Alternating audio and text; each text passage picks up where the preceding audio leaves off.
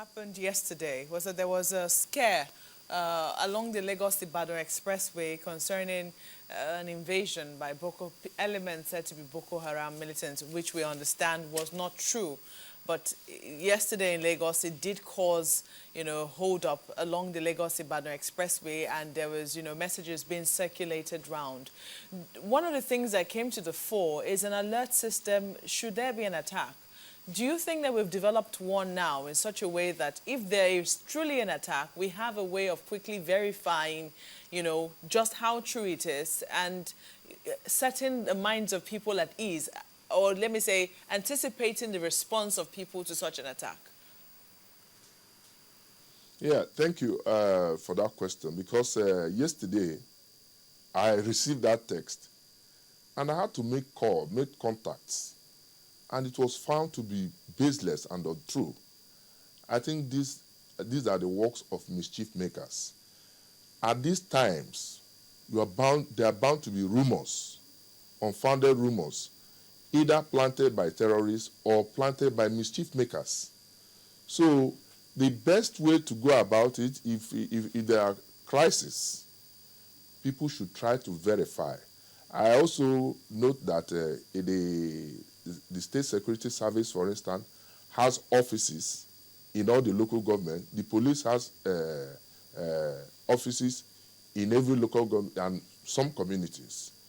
There are telephone lines, dedicated telephone lines. Just like I received that message yesterday, the source who gave it to me, which is a very well-known media outfit, I had to make contacts and immediately told the people that this story is unfounded, it is not true. These are the areas we must also try to verify facts, because mischief makers will want to exploit the opportunity to cause more panic.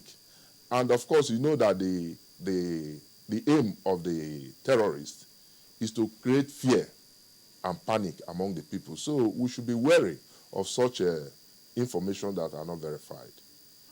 Are we developing a response system to that? Because one would have thought that immediately that text message went round, one of the things that we should have been seeing as security agents, possibly calling media outlets or reaching out to radio stations and what have you, to quickly tell people that that thing wasn't true. Did we see that? And, if we didn't, are we learning lessons from situations like this? Yeah, Margaret, thank you very much. I think that is very, very important. As that story came out and it was found out not to be true, I expected the security agencies or government to come out immediately to dispel such rumors. Like I said, I took my own initiative to inform, because I normally get blogs and stories from various interest groups. I used that occasion to say that this story is not true.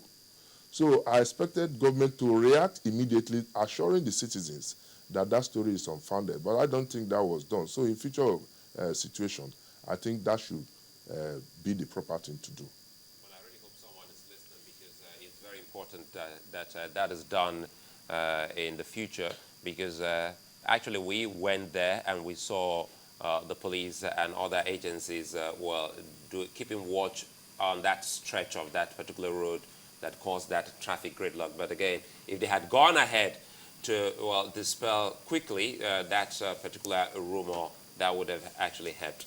But going forward, now let's look at Abuja and the aftermath of the Nyanya bombing. And a lot of people still complaining about what they're going through in Abuja. Tell us about security now that they are talking about unprecedented traffic gridlock on the stretch of that road in Abuja. What would you be saying to residents and those using that stretch of the road? Yeah, thank you. I remember that in terms of response mechanism, I remember going through the papers this morning that the police public relations officer in Ogun, Oyo, or so, Lagos, dispelled that rumor. But the time they came out is what I don't know.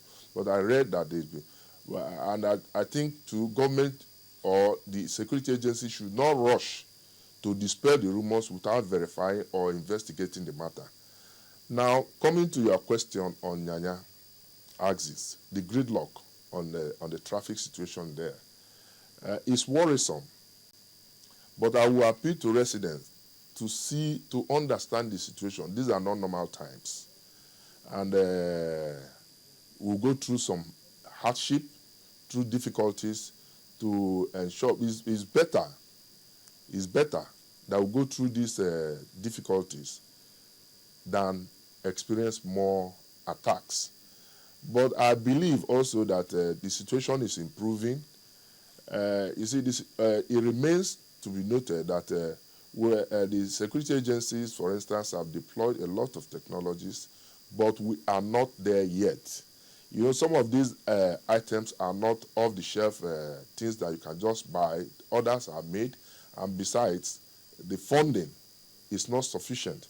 So for now, I will appeal to the citizens and the people, the residents in those areas, to be patient and see that this is a time we must go through to prevent further crisis. But it also creates its challenges, because if, for instance, the terrorists decide in that big hold-up to go and attack, we'll have more serious problems. So I believe that the security agency should work out modalities to see that the movement, there's ease in movement of the, while not compromising security measures put in place. Actually, sorry, Chamberlain, you've raised, you brought out their fears and their concerns, because essentially what they're saying is, how effective is this mode of checking us? I mean, in the sense that if we're exposed to even more danger than the danger we're trying to prevent, how effective is it? That's the point I raised. You know, it has its own challenges. It has a serious security challenge, because each time I see roadblocks with very long queues, I get scared. But I said that these are unusual times, and it requires unusual solutions. So it also requires the collective effort and consciousness of the people. You should be able to observe your environment, know movements, strange movements. So you should not just leave it to the security agencies alone. It needs consciousness, it needs extra vigilance on part of the citizens. But we cannot just dismantle, the government cannot just dismantle the roadblocks because people are going through difficulties. Both sides have their challenges, which must be addressed. Is the roadblock really a solution?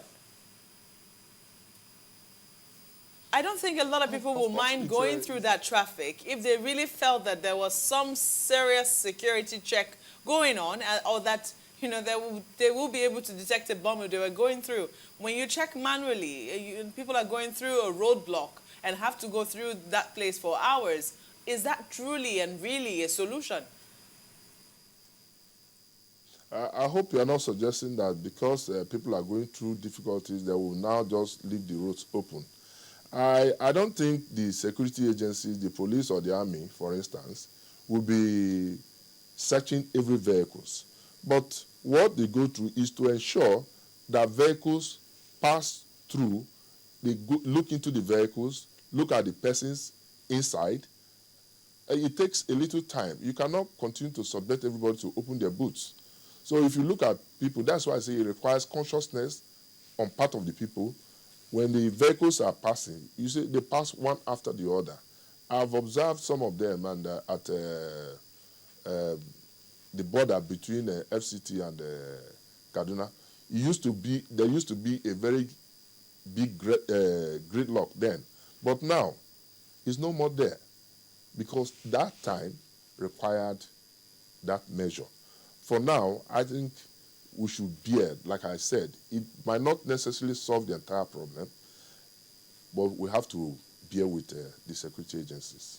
Let's just want to examine, let's look at some of the things that we've been doing ever since this attack started. What can you say that we're doing differently? Because from the look of things, it does appear that our response to some of this attack is always almost predictable. Do you think we're doing anything differently with a view to tackling this challenge ever since the attack started? Well, you see, I would say, to the best of my knowledge and ability, and under the available resources and circumstances, the security agencies are doing the best they can. Like I said before, terrorism is an asymmetrical war. It's not a war you fight maybe with known opponents. And the element of surprise is what the terrorists exploit. So I think it's important to encourage our security forces and not just continue to condemn them, saying we'll continue doing the same thing, achieving the same result. And that brings me to the issue of the kidnap of these girls in Chibok from the school. You see, the terrorists are also developing new strategies. For instance, I might not be completely right, but I believe that the terrorists kidnapped those kids possibly based on preemptive information that they might be attacked in the Sambisa forest through area bombardment. And they decided to take these girls as a human shield. You know, you cannot go and attack that forest now with the girls there. So the possibility of the terrorists trying to exploit this, not necessarily to hurt or harm the girls, are there. I'm not saying this on authority, but that's what I believe is happening. So we should, like I read too in the papers that some of the women from Borno said they were going to march into the forest to ensure the release of those.